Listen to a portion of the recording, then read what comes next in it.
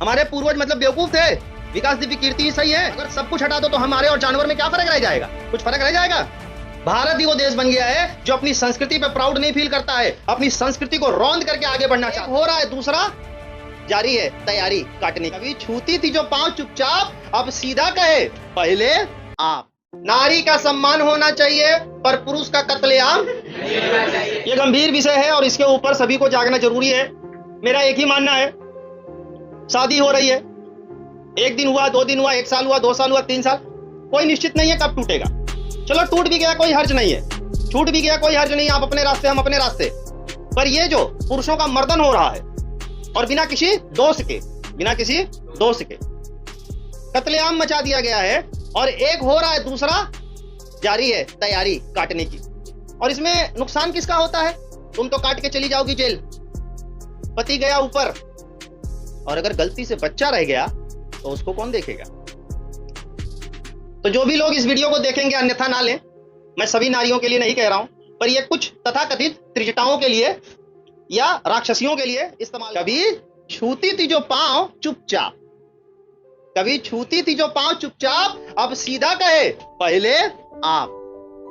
अब सीधा कहे पहले आप। रीति रिवाजों को उसने मान लिया है पाप। बिकॉज शी इज मॉडर्न नारी, she always be on the top.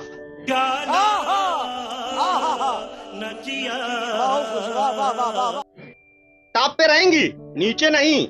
मर्यादा और यादा सब गई। पैर छुआना पड़े तो पैर भी छुआ लेंगी, पर पैर छुएंगी नहीं। आज की है भाई। अब रामायण नहीं, नेटफ्लिक्स और रील्स का जमाना है।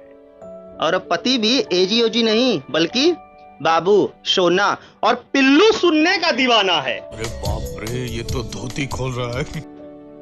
क्या सुनने का दीवाना है? पिल्लू सुनने का दीवाना है। पहले एजी ओजी बोला जाता था, आजकल की महिलाएं जब पति को बाबू, सोना, पिल्लू कहती है तो बड़ा आनंदित महसूस करता है, गौरवान्वित। और यहीं से शुरू हुई है परंपरा को भरने का। ना रहा वो सती सावित्री वाला युग और ना ही रानी पद्मावती वाला जौहर। अब तो है बीएफ पे बीएफ बदलने का युग। तो क्यों रखें शादी वाला एक ही शौहर? कौन है ये लोग? कहां से आते हैं? ना रहा राम जैसा पुरुष और ना ही सीता जैसी नारी। ना रहा राम जैसा पुरुष और ना ही रही सीता जैसी नारी। तो अग्नि परीक्षा का तो सवाल ही हो गया भारी। जब राम जैसा पुरुष ही नहीं, हम तो कहते हैं हम राम जैसे नहीं है, आप भी सीता जैसी नहीं हो, तो भाई वो अग्नि परीक्षा देगी नहीं, वो सवाल हो गया भारी। अब आंखें बंद रखना, अब आंखें बंद रखना, मुंह सिल लेना, गलती ना हो फिर भी प्यार से कहना सारी। फिर भी क्या कहना? प्यार से सारी। क्योंकि अगर पत्नी गुस्से में आई तो अब चल पड़ेगी चाकू, छुरी और आरी। अभी वो जो केसेस हुए थे ना, ये मैडम ड्रम में डाली थी ना, और एक जनी रही जवन खैयम ढकेल दिए रही, का ना होनकर सोनम रघुवंशी थी ना, सोनम रघुवंशी खाइम ढकेल दी थी, ठीक है। और एक जनी अभी नाला सोपारम पता चला वन टाइल्सिया के नीचे अपने बतरूमुआ मतलब मोहड़ियम दफनाई दे रही है ना, तो उनके बते खाई में झोंके या ड्रम में डाले, खाई में झोंके या ड्रम में डाले, चाहे दफन कर दे अपने ही बाथरूम में, सह लेना, सुन लेना, और दिल करे तो चुपके से रो लेना अपने ही रूम में। क्योंकि गलती से अगर कोर्ट चले गए तो फैसला आएगा। सारा का सारा दोस्त था बस ग्रूम में, सारा का सारा दोस्त था बस ग्रूम में। ग्रूम जानते हो? दुल्हा। कोर्ट क्या कह रहा है आजकल? अगर कुछ केस हो रहा है, औरत की गलती भी नहीं मान रहा है, सीधे सीधे क्या कर रहा है? ये आदमी उसी का शिकार हुआ था, अतुल सुभाष। वो कोर्ट जो था लखनऊ बेंच का, उसमें इस लड़के को सीधा सीधा दोषी करार दी थी वो जज साहिबा, और ये बंदा सुसाइड कर लिया जबकि लड़की का दोस्त था, ठीक है। तो अब कोर्ट भी सुनेगा नहीं, सीधा सीधा क्या बोल देगा? दोष आपका ही है। तो कोर्ट में भी हम जा नहीं सकते। जो थी लाज की मूरत, थी परियों सी सूरत, जो उसने हटाए सारे पर्दे और लोक लाज का डर। अब पहने छोटे कपड़े, अब पहने मिनी स्कर्टवा, अब पहने छोटे कपड़े और लगाए व्हाइट पाउडर। मैं पूछूं ऐसा क्यों? तो बोले बाबू यही तो है आज की जरूरत, छोटे कपड़े, पाउडर, यही है आज की जरूरत।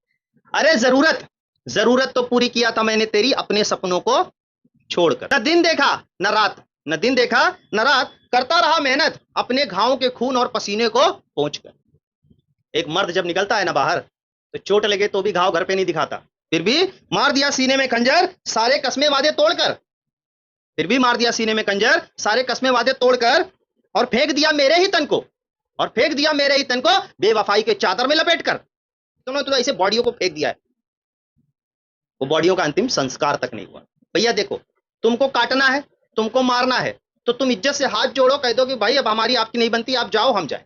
उसका भी तो परिवार, उसकी माँ होगी, उसका भाई, उसके बहन, उससे दोस्त यार सब कुछ होंगे। आप ये रिश्तों को तार तार कर रही हो ना। बेरहम तू तो जाएगी किसी ना किसी के साथ, ये तो तूने बता ही दिया। बेरहम तू तो जाएगी किसी ना किसी के साथ, ये तो तूने बता ही दिया। इतने कस्मे वादे खाने के बाद भी तूने अपना असली चेहरा दिखा ही दिया। मुझे मारने के बाद दिल तो भर ही गया होगा, या दूसरे वाले को भी ऐसे ही ठिकाने लगा दिया। मेरे पे तो नहीं रुकी, क्या पता अगले वाले को भी ऐसे ठिकाने लगाते, क्योंकि रुकने वाली नहीं है। बीच में क्या हुआ, मैं एक न्यूज देख रहा था। देश में जो तथाकथित एक बहुत बड़े शिक्षक माने जाते हैं, कि आप यूट्यूब वगैरह पे देखे होंगे, सेंसेशन है इस देश की, विकास दिव्य कीर्ति। ठीक है, विकास दिव्य कीर्ति इस देश में हर विषय पे अपना ज्ञान देना उचित समझते हैं। मैं हर विषय पे नहीं दे सकता भाई, क्योंकि मैं उतना ज्ञानवान नहीं हूं। उनको लगता है वो हर विषय पे ज्ञान दे सकते हैं, चाहे सामाजिक हो, चाहे आर्थिक हो, चाहे राजनीतिक हो, चाहे वैज्ञानिक हो, कुछ भी।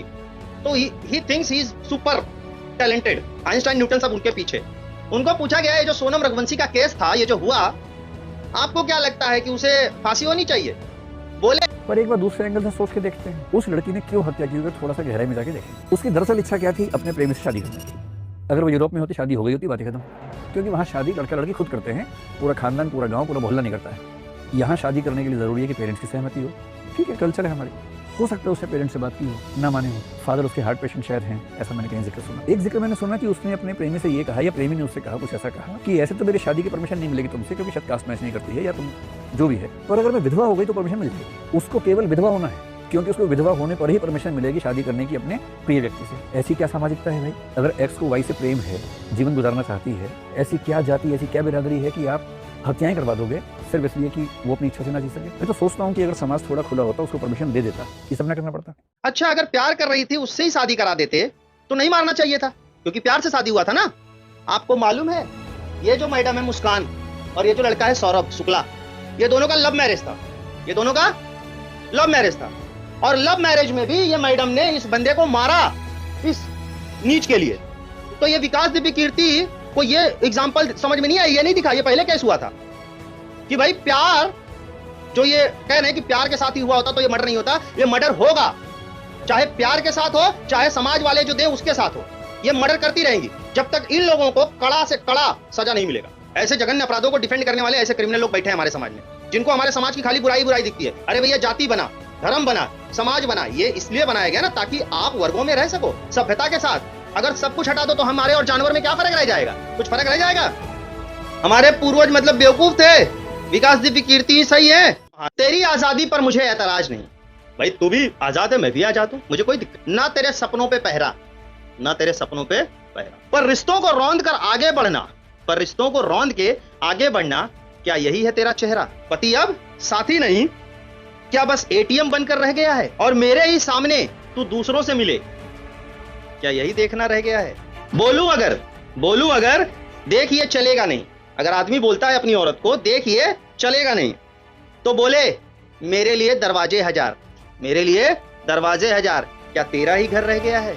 हस्बैंड एंड वाइफ वो बॉयफ्रेंड गर्लफ्रेंड समझ रही हैं, उनको अब एक क्षण नहीं लगता अपने पति को छोड़ते हुए। तुरंत मंगलसूत्र उठाया और फेंक दिया, सिंदूर पोंछ दिया, कंगन उठा के फेंक दिया, बोली अब ये मेरे लिए मायने नहीं रखता, तू जा, मेरे लिए 10 लोग लाइन लगा के खड़े हैं। यही बोलती है ना, मेरे लिए 10 लाइन लगा के खड़े हैं, तो भैया 10 दरवाजे खुले हैं उसके लिए। आपके लिए क्या खुला है? मौत का द्वार अब आखिरी। कहते हैं सदियों से मर्दों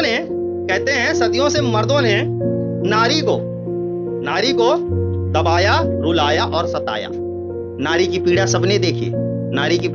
सबने देखी, और सरकार ने उसके लिए कानून भी बनाना कानून, दहेज प्रथा, सती प्रथा, औरतों के प्रति अत्याचार। पर शायद यही दर्द और पीड़ा लॉन्ग टूर पे चली गई, जब इतने सालों से मर्दों को रौंदा, काटा और बिना कफन के दफनाया। क्यों अब आंखें नम नहीं होती?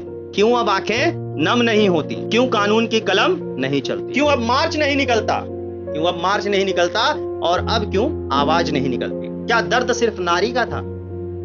क्या दर्द सिर्फ नारी का था? पुरुष के लिए थोड़ी भी आह नहीं निकलती? पुरुष के लिए थोड़ी भी आह नहीं निकलती? इस देश की कानून व्यवस्था बहुत घटिया है, बहुत घटिया है। यहाँ जेंडर इक्वालिटी तो खाली लिखा जाता है इस देश में, पर वो ऐसा काम होता नहीं है। आप रोड पे निकलो, आपको एक लड़की टमाटर मार दे, अगर थप्पड़ लगा दे अगर रोड पे कोई लड़की, तो पूरा का पूरा क्राउड आके आपको मारने लगेगा। ये पूछेगा नहीं कि गलती किसकी थी।